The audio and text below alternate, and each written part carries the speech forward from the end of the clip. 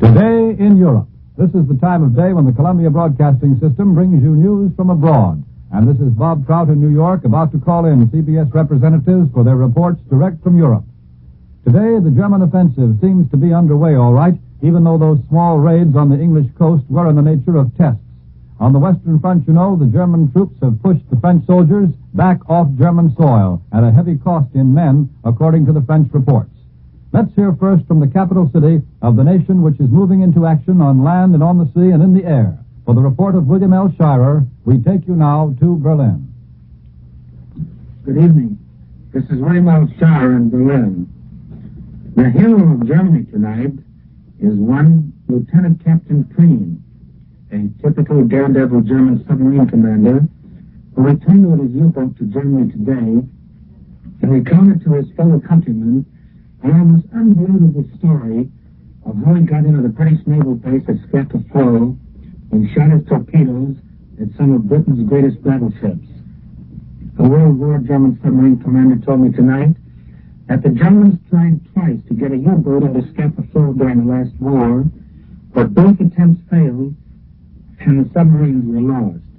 Even German naval circles appear to have believed that a submarine had only one chance in 100 of getting into Scapa Flow, but that one could get into it, blow up the battleship, and fire a torpedo at a second, as the Germans claim, and then get safely out of that formidable naval base, protected as it is by steel nets and mines, not to mention torpedo boats, while the Germans themselves didn't believe it possible. And that's why up in the German naval bases, and also in Berlin tonight, there's more of a feeling of victorious elation than you noticed when the German army walked over Poland. The hero himself, Admiral Raeder, the German naval chief, went up to the seaport to welcome him back today and decorate him and his crew with iron crosses. The hero himself is a dark, blonde, stocky little fellow, just over 30, married and father of one child. A few minutes ago, he broadcast an account of his exploit, and this is what he said. That he sighted the boom protecting the entrance to Scapa Flow, studied it, then edged his submarine forward without mishap. He took a quick glance around with his periscope, noticed a battleship in front of him and one behind, both lying at anchor, and loosed his torpedoes at once. Before he could get away, he goes on, he saw by the battleship to the north of him a great fountain of water followed by a fountain of flame. In the meantime, in the opposite direction, he observed that the ship to the south of him had exploded. He speaks of three, one after another, and then the bridge, masts, guns, and all went up in the air. The ship burst to pieces like atoms, was the way he put it. This, he surmised, was the Royal Oak. As to the first ship, which he thinks was a Repulse because of its two funnels, he says he observed as he was steaming out of the base that the forward part was sinking into the water, and that's why he reported that the Repulse was, in his opinion, put out of action. Having seen the damage, he says, he lost no time in edging his way through the boom and out into the open sea. The English, he said, apparently thought he was still in the harbor, as he could hear depth gun discharges at a distance. Apparently no attempt was made to pursue him, and he got safely back to Germany this morning, returning now to Columbia in New York. That was Berlin. Now, the news from Paris has been that the French retreat from German soil was a move carefully planned in advance. For the very latest news of Paris, here is the report of Thomas B. Grandin. Go ahead, Paris. This is Paris. The communique from General Headquarters this evening shows no very striking development. Here it is. Local activity along the whole front. Positions are the same as this morning, though there has been hotly contested infantry fighting at certain points. A German merchant ship was captured by our Atlantic fleet. That's the end of the communique.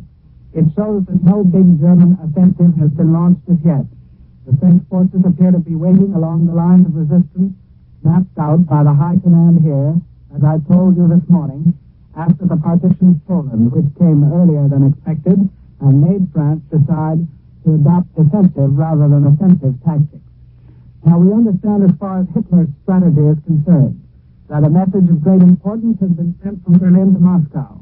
The Paris Soir believes this letter to be the beginning of the Soviet-German consultations that were specified in the accord signed on September 28th between the two powers. The main subject listing comment in the evening papers is, of course, the meeting at Stockholm tomorrow. Editorials here state that Finland is a nation closely connected with Scandinavian countries, and according to French opinion, Finland, Sweden, Norway, and Denmark have a mutual interest in warding off both Russian and German imperialistic expansion northward. Germany, it's thought, has two aims in view. First, to make these northern neutral countries sponsor Germany's peace offensive. It's asserted here that Nazi propagandists are trying to marshal up the specter of Bolshevism. Frenchmen are saying Hitler admits his mistake and is urging the Scandinavian states not to make the same one. I know absolutely nothing of all this firsthand. I merely report what's being said here. The second aim of Germany, according to the Paris Times, is to dominate Denmark and Sweden completely in an economic way. It's pointed out that Swedish iron ore is essential to the Reich. Moscow, on the other hand, declares Zul sour wine in the Paris Soir is like an octopus sending tentacles toward Bessarabia, Lemberg, and the southern shore of the Baltic. And now, a fourth long Soviet arm, he writes, is obviously going to be pushed through Finland into Scandinavian countries. Jean Souvenin believes that Pasovitsky returned to Helsinki with three definite suggestions from Moscow, namely, that Finland should cede military bases to Soviet Russia, that Finland should give up any hope of remilitarizing the Åland Islands, and that a treaty of mutual military assistance should be signed between the two nations.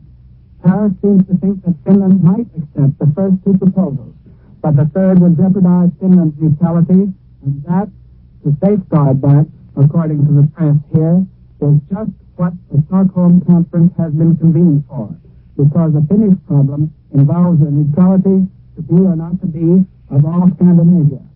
This is Thomas Glandon returning you now to London for a report from Edward Murrow. Go ahead, London. This is London. The German war in the air occupies the attention of Britain tonight.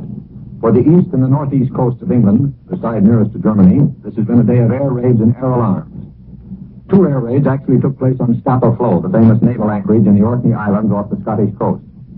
His Majesty's ship Iron Duke, an old battleship now used for training purposes, was damaged.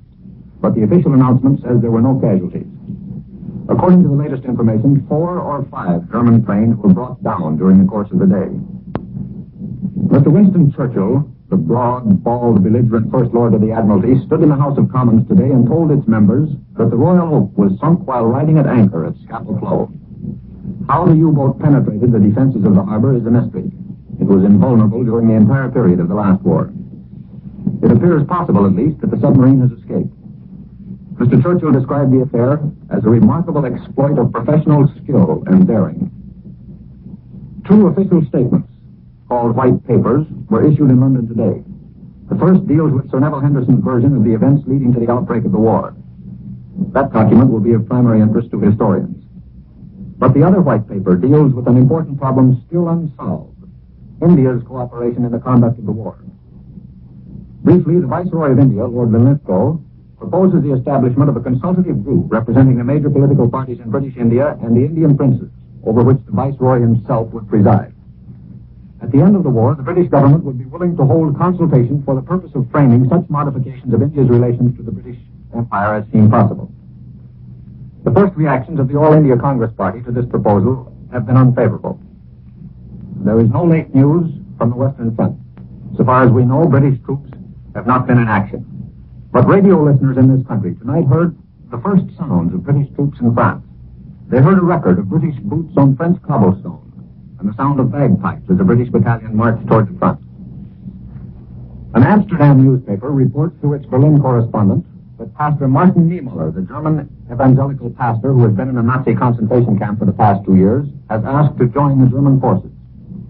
Pastor Niemöller is said to have written to Nazi authorities pointing out that he was not asking to be released from the concentration camp, but that his patriotism had induced him to take this step.